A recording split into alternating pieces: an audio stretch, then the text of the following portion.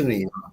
तो मिजोरम की एक बात केवल, कि मिजोरम में पिछली बार भी ट्रायंगुलर फाइट हुई, त्रिकोणीय मुकाबला हुआ था, और वहां पे एक जो नई पार्टी, नया गठबंधन बना, ZPM, वो नंबर 2 पे आया। अभी भी स्थिति यही है, लेकिन राहुल गांधी के 2 दिन के दौरे के बाद मिजोरम में कांग्रेस अब वहां पे फाइट में है।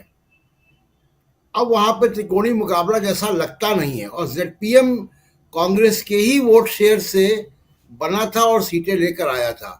तो राहुल गांधी ने मिजोरम में तो कांग्रेस को फाइट में लाके खड़ा कर दिया है, और नतीजे दिख भी जाएंगे। दूसरी की देखिए, आंध्र प्रदेश में अब आप मोदी साहब की रैलियों को और राहुल गांधी की जो आप तस्वीरें अभी आप दिखा रहे हैं, आंध्र प्रदेश में, तेलंगाना में, तो तेलंगाना में जो आप दिखा रहे हैं ये, और आप मोदी साहब की जो कंपेयर कीजिए रैलियों को, मोदी साहब की रैलियां पंडाल में होती हैं, कुर्सियां लगी होती हैं, बड़ा ऑर्गेनाइज्ड होता है सब, बड़े स्क्रीन लगे होते हैं, और ये सड़कों पे लोग हैं, घरों की छतों पे लोग हैं। ये जो एनर्जी मुझे दिख रही है, ये कांग्रेस की एनर्जी कभी अनडिवाइडेड आंध्र प्रदेश में दिखा करती थी, और दक्षिण में सबसे स्ट्रांग कोई अगर प्रदेश कांग्रेस का था तो आंध्र प्रदेश था। और अभी भी अगर आप वहां पे जाएंगे तो बहुत जो बुजुर्ग महिलाएं होंगी वो इंदिरा अम्मा कह के ही कांग्रेस से रिलेट करती हैं। इंदिरा गांधी जब 1980 में वापस राजनीति में वापस आई सत्ता में, तो वो भी मेदक से आई, रायबरेली से उन्होंने ज्योतिराज सिंधिया की दादी को हराया था, विजयराजे सिंधिया को। बावजूद उसके वो सीट छोड़ी उन्होंने, और मेदक से लोकसभा में रही प्रधानमंत्री के तौर पे। और मेदक आज अनडिवाइडेड जब बंटवारा हुआ राज्यों का, तो मेदक तेलंगाना में है। तो तेलंगाना में या आंध्र में वो एनर्जी दिखाई दे रही है कांग्रेस की, जो कभी ट्रेडिशनली हुआ करती थी।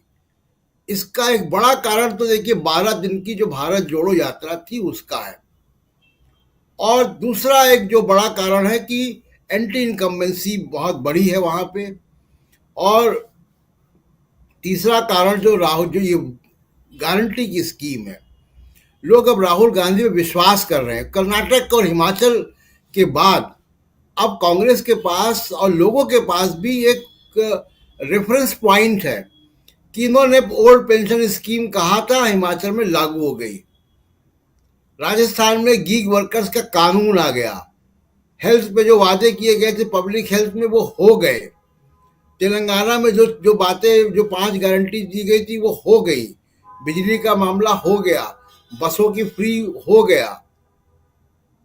तो ये जो चीजें जो कांग्रेस के पास अब है, वो तेलंगाना में वो दिखाई दे रहा है जन समर्थन, जिस तरीके का डायनेमिज्म दिखाई दे रहा है। दूसरा, हमको ये भूलना नहीं चाहिए कि कांग्रेस अब पूरी तरीके से सामाजिक न्याय की राजनीति में आ चुकी है। 54%, एक मिनट, 54% ओबीसी हैं तेलंगाना में। तो जो ये एनर्जी दिख रही है, मुझे लगता है कि जो राहुल गांधी कह रहे हैं कि लहर है, देखिए पॉलिटिशियन तो थोड़ा बढ़ा चढ़ा के अपनी पार्टी की बात करता है, लेकिन ये एनर्जी लेवल दिखा रहा है कि कांग्रेस वहां पे अच्छी स्थिति में है तेलंगाना में, और रिजल्ट वैसे ही आएंगे जैसा कि पोल सर्वे बता रहे हैं और जैसा कि राहुल गांधी खुद कह रहे हैं। राजीव जी जी बिल्कुल। विजय शंकर सिंह साहब, कैसे हाँ दिखाई दे रही है बीजेपी, आपका नजरिया?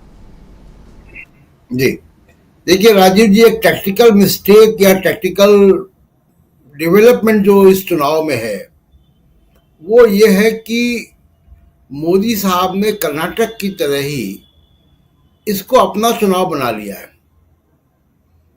और ये उनके लिए, पिछली बार आपको याद होगा कर्नाटक के चुनाव के नतीजे जब दोपहर के बाद आने लगे तो टीवी चैनलों में नड्डा जी का फोटो आ गया था। हर बार ये नहीं हो सकता है, कितनी बार आप नड्डा जी का फोटो लगाएंगे। तो ये चुनाव में जो भी नतीजे आएंगे और जैसा रुझान दिख रहा है, अगर ये होता है तो मोदी जी को ये स्वीकार करना पड़ेगा। देखिए, दुनिया का दस्तूर है, इसमें कोई अंक गणित या सिफोलॉजी नहीं है। ये दुनिया का दस्तूर है कि दुनिया चढ़ते सूरज को सलाम करती है। और अगर दक्षिण भारत से ये जीत आएगी तो इसका प्रभाव हिंदी भाषी क्षेत्र में भी निश्चित तौर पर पड़ेगा, और दो वजह से पड़ेगा। एक तो केस स्टडी है कि जीत कर आए, जहां जीते वहां सरकारें बनी, उस सरकार का महत्व दिख रहा है। अब आपको मैं एक सिंपल सा एग्जांपल दूं, क्योंकि मैं बहुत ज़्यादा लोगों से मिलता हूं, घूमता हूं, बात करता हूं लोगों से। दक्षिण कर्नाटक में हेट पॉलिटिक्स, हेट स्पीच एकदम स्विच ऑफ हो गई। इसका बहुत सक्रिय और बहुत सकारात्मक असर पूरे देश के तमाम सारे जो दलित और मुसलमान और अकलियतों पे पड़ा है, माइनॉरिटीज पे पड़ा है।